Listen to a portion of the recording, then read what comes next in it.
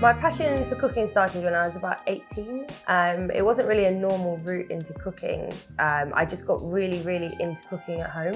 I just moved out of home for the first time, was living alone, and basically just started to cook for myself, just to sort of as a hobby really. And then as time went on, I realised I actually really enjoyed it, and I was in a job that I wasn't enjoying at the time, working in an office, and it wasn't really going anywhere, and I thought that it'd be something I could pursue a career in, so I did. So the concept of the restaurant is Strong Women. The restaurant is named the PEM after Emily Wilding Davison, who was a prominent suffragette, and her nickname was PEM. So when she used to sign letters to her parents, she'd always sign it off PEM, which is where the name and the logo both came from. I think it's important to celebrate women, especially in hospitality, as there's such a disparity between the amount of men and women in the industry, both in the kitchen and front of house. So we want to celebrate women and empower women and bring women in and show them that they can achieve anything they put their mind to. I think the PEM reflects my beliefs and values in that we spend a lot of time training the younger members of the team and even the more senior members of the team to work well, to empower each other, to respect each other, and we're trying to create this lovely culture of respect where everybody supports each other and brings one another up along the way. So it was really important for me to have a female-focused leadership team. Obviously, we're not discouraging men to apply, but I think for me it's really important to empower women and give them opportunities that they might otherwise not get the chance to have. I'm currently writing a memoir which is called A Woman's Place is in the Kitchen, and that's going to be sort of the story of my life, but also a call to action of what I think we can do to change the industry and make it better and more gender balanced. So the restaurant is situated smack bang in the middle of Westminster, so we're really close to St James's Park, we're super close to the Houses of Parliament, Parliament Square, Westminster Abbey. There's a lot of history around here, and I think we took that history and used it in naming the restaurant, and it's nice to be immersed in the middle of all of that political history as well. Chef Sally is the first female chef for whom I'm working, and I would say the main difference that I've found so far is that she creates a very inclusive, very relaxed atmosphere. So it helps definitely to perform at our best. So I would say that my favorite element of working with Chef Sally is the fact that she's a young chef, but she's already very well known, very well established and respected in the industry. So you feel definitely a sense of pride working for her, but as well a sense of responsibility to deliver the best service possible at every occasion. And as well, attention to the sustainability, to the seasonality, which is an aspect as well that is very appreciated by our guests. Hi, my name is Laetizia Keating, and I've been with the PEM since its opening. Hi, my name is Sara Gouveia. I've been working at the PEM since the opening. She's very resilient.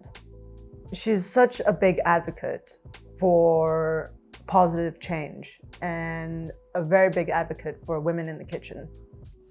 First of all, she's a great chef. She is a really good leader. She allows you to express yourself, and she's human to human. That is important. That kind of connections are important. What the PEM means to me in 3 words is inclusive, nurturing, and ever evolving. So working at the PEM is very feminine, indulgent, and elegant. So mushroom souffle with a Berksville chantilly cream and wild mushrooms. So this dish is basically inspired by the forest floor. It's inspired by autumn. It's inspired by all the lovely things that come into season in this time of year. You've got loads of different wild mushrooms available, and they're all equally delicious in their own right. So we really wanted to celebrate that. I think with a vegetarian starter, a lot of people fall into the trap of doing the same things over and over again. So we wanted to do something that was delicious but quite light. So moving away from pastry and bread-based items. And this, we came across the idea of the souffle. We finish it with a Berksville chantilly cream. So it's rich, creamy, it's kind of got that salty umami flavour from the cheese. There's a lot going on there, so it all really melds well together once it's all on the plate. So we've got roast fallow deer with some fermented red cabbage, blackberries, beetroot and some red leaves. So again, this dish is a real celebration of the winter. fallow deer comes back into season sort of mid-September.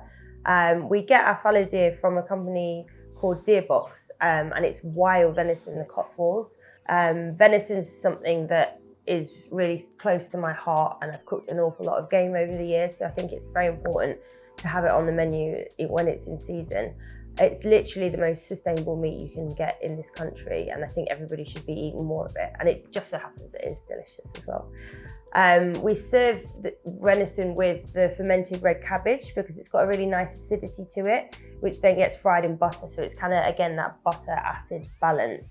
The venison is a very lean meat, so it does need some fat to cut through and help balance the dish. So we put some smoked bone marrow through the sauce, which gives it a real lovely luxury velvety richness.